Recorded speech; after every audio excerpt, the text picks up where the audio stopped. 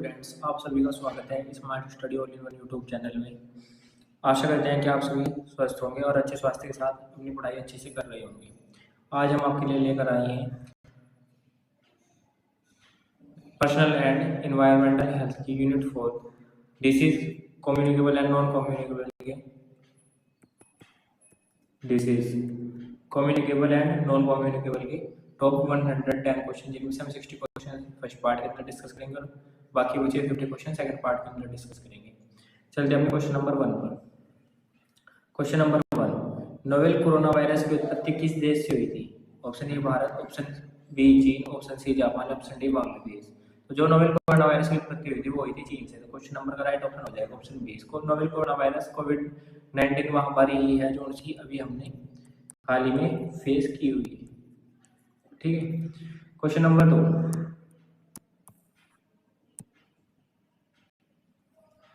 कोविड-19 से किस तरह के इंसान सबसे ज्यादा प्रभावित होते हैं? ऑप्शन ए बच्चों को हल्का संक्रमण होता है, राइट ऑप्शन है। ऑप्शन बी पूर्व मौजूदा चिकित्सा स्थिति के साथ 60 वर्ष से अधिक उम्र के लोग, 60 से अधिक जो उम्र के लोग हैं जिनको पहले से कुछ बीमारियां हैं उनमें संक्रमण बहुत जल्दी फैलता है। ये भी ऑप्शन हमारा सही है। ऑप्शन सी बहुत कम प्रतिरक्षा वाले व्यक्ति, तो ये भी हमारा राइट ऑप्शन हो जाएगा। तो जो राइट ऑप्शन है हमारा वो है ऑप्शन डी, उपरोक्त सभी। Question number 3, world health organization के अनुसार कोरोना वायरस में कौन सी सावधानी बरतनी चाहिए? तो ऑप्शन ए सामाजिक दूरी ये बरतनी चाहिए, ऑप्शन बी मुंह और नाक को मास्क से ढकना, ऑप्शन सी थोड़े थोड़े समय के अंतराल पर हाथों को साफ करना। तो ये सभी हमने क्या की है कोविड-19 में अपने आप को बचाने के लिए सावधान। कोरोना वायरस के किस प्रकार से संबंधित है? Option A adenoviridae, option B corona विरिडे, option C filoviridae, option D उपरोक्त में से कोई नहीं। तो जो इसका राइट ऑप्शन हो जाएगा ऑप्शन बी कोरोना विरिडे। क्वेश्चन नंबर 5, मलेरिया रोग में शरीर का ताप ज्वर हो जाता है, यह हो जाता है 105 डिग्री फ़ारेनहाइट। क्वेश्चन नंबर 5 का राइट ऑप्शन हो जाएगा option number C. Question number 6, जलने पर रोगी के उपचार के लिए किसका प्रयोग करते हैं? Option B Dettol, option B नमक, ऑप्शन सी ठंडा पानी या बर्फ, ऑप्शन डी गर्म पानी। तो जलने में प्रयोग करते हैं ठंडे पानी और बर्फ का। क्वेश्चन 6 का राइट ऑप्शन हो जाएगा option number C. Question number 7, मक्खियों द्वारा कौन सा रोग फैलता है? तो मक्खियों द्वारा हमारा हैजा रोग फैलता है। क्वेश्चन नंबर 7 का राइट ऑप्शन हो जाएगा ऑप्शन सी, हैजा। क्वेश्चन नंबर 8, निम्न का प्रयोग करके मक्खियों से छुटकारा पाया जा सकता है। देखिए जो इसका राइट ऑप्शन हो जाएगा, मैं पहले आपको ऑप्शन बता देता हूँ। इसका राइट ऑप्शन हो जाएगा DDT, diphenyl dichloro trichloro ethane. देखिए जो डीडीटी है वो है हमारा कीटनाशी।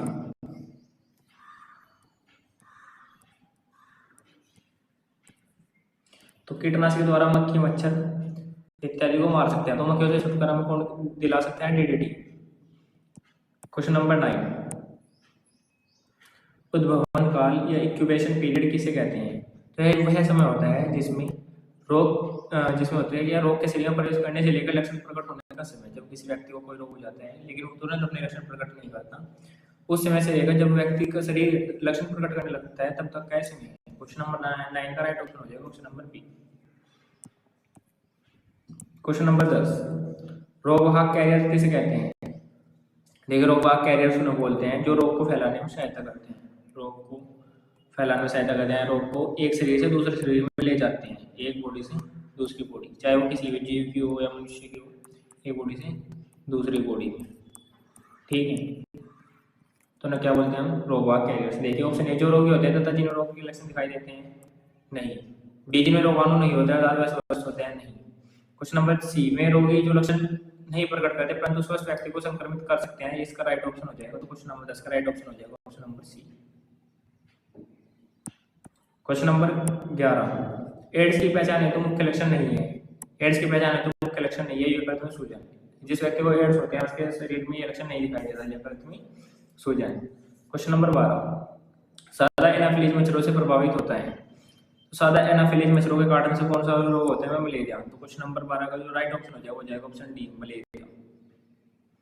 क्वेश्चन नंबर 13, निम्न में से कौन सा रोग विश्वव्यापी रोग है? देखिए जो विश्वव्यापी रोग है होते हैं वो हमारे टीबी जो है वो विश्वव्यापी रोग है। भारत में भी एक टीबी की बहुत बड़ी मुहिम चलाई और आज भारत लगभग टीबी जैसी महामारी से आजाद पा ही चुका है, लेकिन कुछ केस अभी भी देखने को मिलते हैं। लेकिन फिर भी जो हमारे मैं आपको जो मुख्य बात बताना चाहता हूँ टीबी क्या है, हमारा विश्वव्यापी रोग है। टीबी को हिंदी में क्या बोलते हैं? तपेदिक। क्वेश्चन नंबर 13 का राइट ऑप्शन हो जाएगा ऑप्शन सी।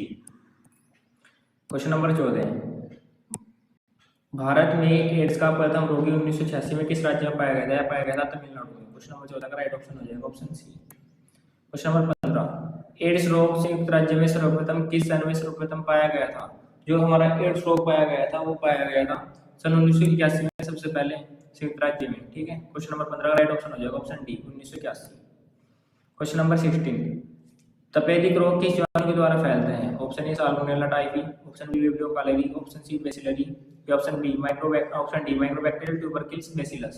तो ये पाया जाता है हमारे माइक्रोबैक्टीरियल ट्यूबरकिल्स बेसिलस के द्वारा। क्वेश्चन नंबर 16 का राइट ऑप्शन हो जाएगा option D microbacterial ट्यूबरकिल्स bacillus bacillum. Question number 17, hepatitis कितने प्रकार के होते हैं? जो हेपेटाइटिस होते हैं हमें 2 प्रकार के होते हैं। क्वेश्चन नंबर 17 का राइट ऑप्शन हो जाएगा ऑप्शन ए।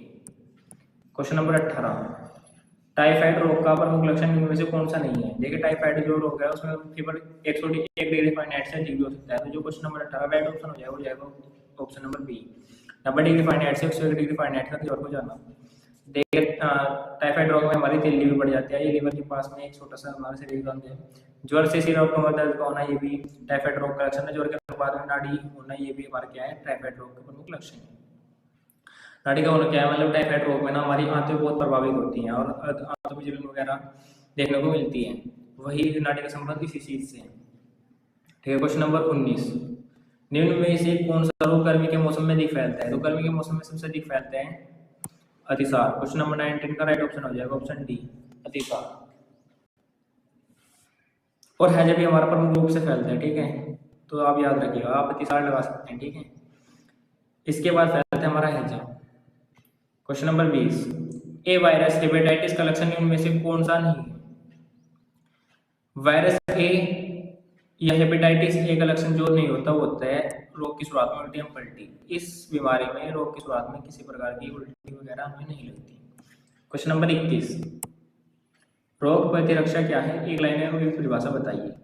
यह है रोगाणुओं के विरुद्ध एंटीबॉडीज को टीके के माध्यम से लगवाना। क्वेश्चन नंबर 21 का राइट ऑप्शन हो जाएगा ऑप्शन बी।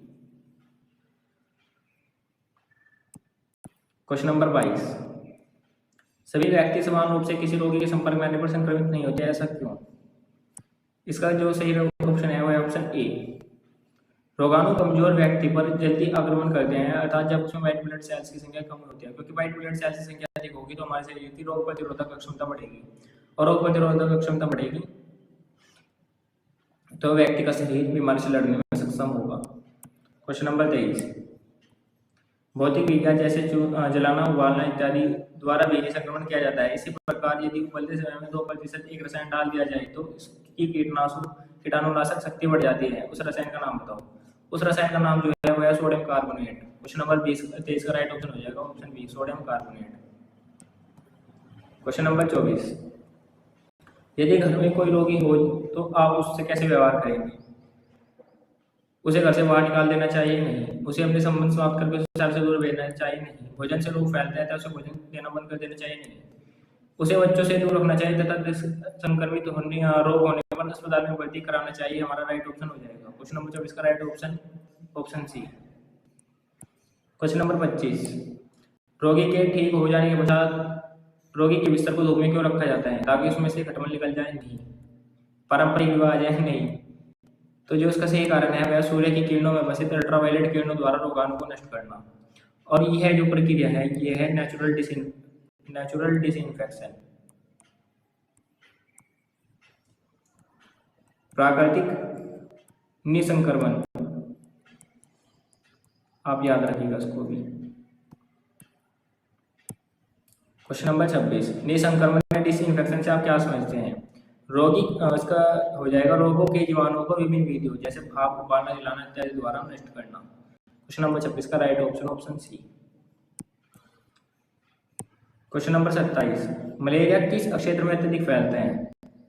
जहाँ गंदगी अधिक रहती है सही है, जहाँ नमी वाले स्थान अधिक पाए जाते हैं भी सही है, जहाँ पानी का प्रभाव अधिक रहता है तो राइट ऑप्शन हो जाएगा ऑप्शन डी उपयुक्त सभी। क्वेश्चन नंबर 28, कुछ रोग मक्खियों से भी फैलते हैं जैसे हैजा, म्यादी बुखार इत्यादि। इसी प्रकार के एक रोग से नामक मक्खी से फैलते हैं जिसे कहते हैं उसको कहते हैं निद्रा रोग। क्वेश्चन नंबर 28 का right option option C. Question number 29, प्राकृतिक निसंक्रमण क्या है? अल्ट्रावायलेट किरणों द्वारा रोगाणुओं को नष्ट करना। क्वेश्चन नंबर 29 का राइट ऑप्शन ऑप्शन सी रोगाणु को जलाना ये भी मनुष्य द्वारा कृत्रिम रूप से होता है, और बाल का नष्ट करना ये भी कृत्रिम है, और फिनाइल द्वारा रोगाणु नष्ट करना ये क्या है? कृत्रिम है। ये सब कृत्रिम निसंक्रमण के उदाहरण है। क्वेश्चन नंबर 30, उबालने की क्रिया के दौरान निसंक्रमण करते समय रोगी के संपर्क में आने वाली वस्तुओं को कितनी देर तक पानी में उबालना चाहिए? या उबालना चाहिए 100 डिग्री सेल्सियस पर 25 से 30 मिनट तक। क्वेश्चन नंबर 31, मनुष्य के शरीर में टाइफाइड रोग सबसे अधिक किस अंग को प्रभावित करता है? मैंने आपको बताया था प्रभावित करता है आंतों को। क्वेश्चन नंबर 31 का right option option C. Question number 32, हैजा किस जीवाणु से फैलता है? हैजा फैलता है हमारा विब्रियो कालेरी के द्वारा। क्वेश्चन नंबर 32 का right option option D, vibrio cholerae के द्वारा। ठीक है। क्वेश्चन नंबर 33, निम्न में से कौन सा जीवाणु टीबी रोग को जन्म देता है? तो टीबी रोग को जो हमारा जन्म देता है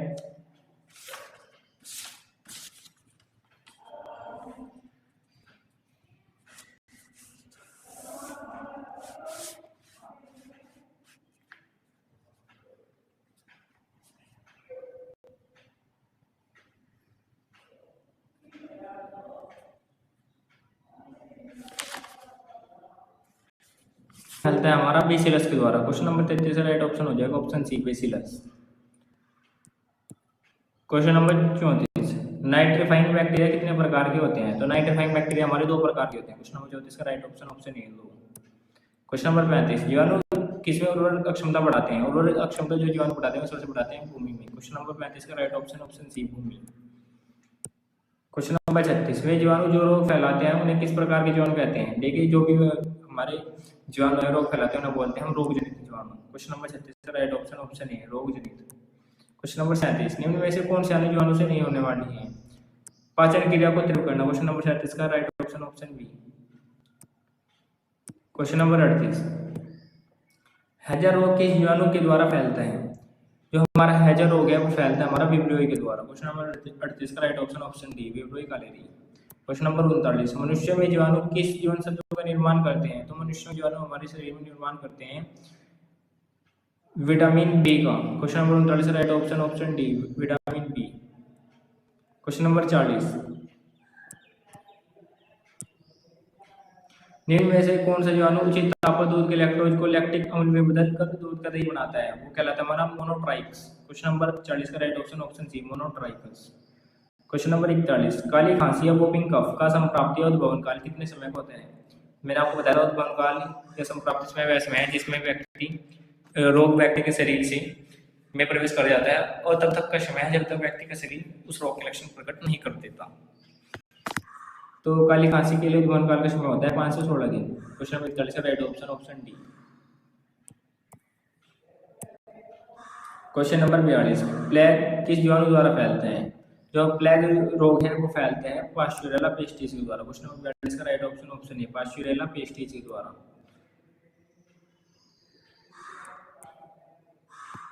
क्वेश्चन नंबर 43, मनुष्य के रुधिर में मलेरिया रोग के दौरान ज्वर का बार बार चढ़ना तथा उतरना किस कारण से देखा जाता है? देखिए मलेरिया जो रोग है वो मादा इन्फ्लुएंजा के काटने से फैलता है, ये बात सही है, लेकिन बार बार बुखार का चढ़ना उतरना इसका मुख्य कारण नहीं है। तो बार बार बुखार का उतरना चढ़ना किसका कारण है? वह लाल कणिका के विभाजन के दौरान हेमोग्लोबिन नामक पदार्थ के रुधिर में मिलने के कारण। क्वेश्चन नंबर 43 का right option option C. Question number 44, 1981 में लॉस एंजिल्स अमेरिका के डॉक्टर माइकल कार्टिल ने सर्वप्रथम एक रोग की जानकारी प्राप्त की। उस रोग का क्या नाम है? उस रोग का नाम है एड्स। क्वेश्चन नंबर 44 का right option option B, AIDS. Question number 45, बिंदु संक्रमण किसे कहते हैं? तो वह संक्रमण जो खांसने, छींकने तथा थूकने द्वारा श्वास क्रिया से स्वस्थ मानव से होता है बिंदु संक्रमण है। क्वेश्चन नंबर 45 का राइट ऑप्शन हो जाएगा ऑप्शन सी।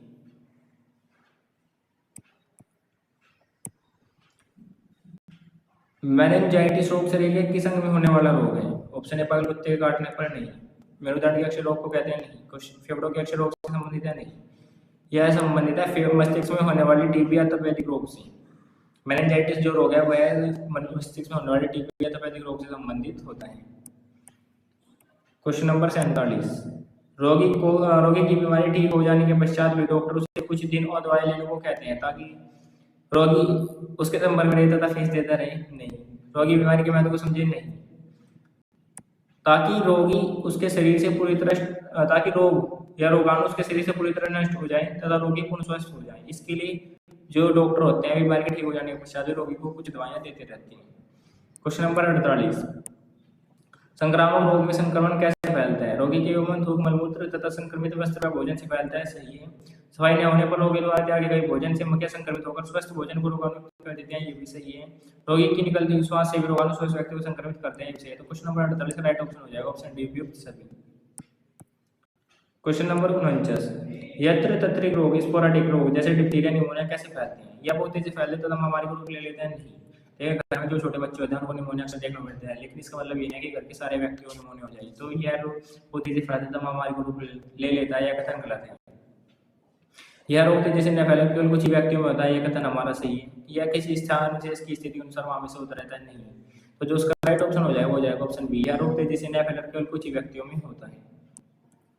क्वेश्चन नंबर 50, संक्रामक रोग का तात्पर्य है वह रोग जो रोगाणु के संक्रमण से होता है। कथन सत्य है। अस्वस्थ व्यक्ति के संपर्क में जब कोई स्वस्थ व्यक्ति आता है तो उसे रोग हो जाता है, वह संक्रामक रोग है। ये कथन सत्य है।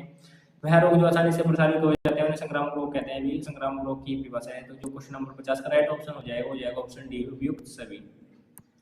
क्वेश्चन नंबर 51, कुष्ठ रोग किसके द्वारा फैलता है? तो कुष्ठ रोग या त्वचा रोग फैलते हैं माइक्रोबैक्टीरिया के द्वारा। क्वेश्चन नंबर 51 का right option option C, microbacteria. Question number 52, सबसे सूक्ष्म जीवाणु कौन सा होता है? तो सर जो हमारा सबसे सूक्ष्म जीवाणु है वो है प्रोटोजोआ। क्वेश्चन नंबर 52 का right option option A, protozoa. Question number 53, vibrio cholera नामक जीवाणु से होता है। मैंने आपको बताया था हैजा का जो रोग फैलता है विब्रियो कोलेरा के द्वारा। तो क्वेश्चन नंबर 53 का जो राइट ऑप्शन हो जाएगा वो जाएगा ऑप्शन बी, हैजा। क्वेश्चन नंबर 54, अशुद्ध जल से फैलने वाले रोग हैं। तो अशुद्ध जल से जो फैलने वाला रोग है वो है हैजा। ठीक है। मैं आपको इस तरह के कुछ क्वेश्चन बता भी देता हूँ जिनमें जल से फैलने वाले रोग, वायु द्वारा फैलने वाले संक्रामक रोग कुछ मुख्य हैं। देखिए, वायु के द्वारा जो फैलते हैं मुख्य,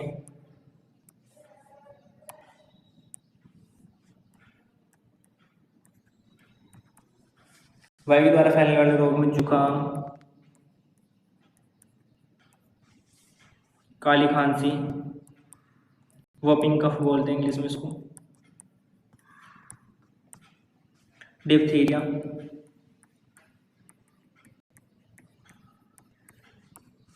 चेचक,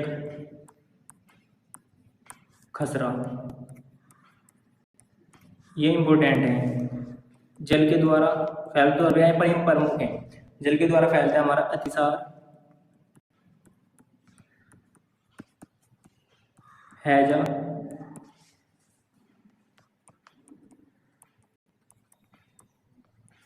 टाइफाइड। ठीक है। तो चलते हैं, जल से फैलने वाला रोग है, मैंने आपको बता दिया है, ऑप्शन सी हैजा। क्वेश्चन नंबर 55, जल द्वारा फैलने वाला रोग है। जल द्वारा फैलने वाला रोग मैंने आपको बताया है अतिसार, हैजा, टाइफाइड। तो क्वेश्चन नंबर 55 का right option option B, typhoid. Question number 56, कौन सा रोग जल द्वारा फैलता है बताया मैंने, हैजा। क्वेश्चन नंबर 56 का right option option D. Question number 57, जल से फैलने वाला रोग है।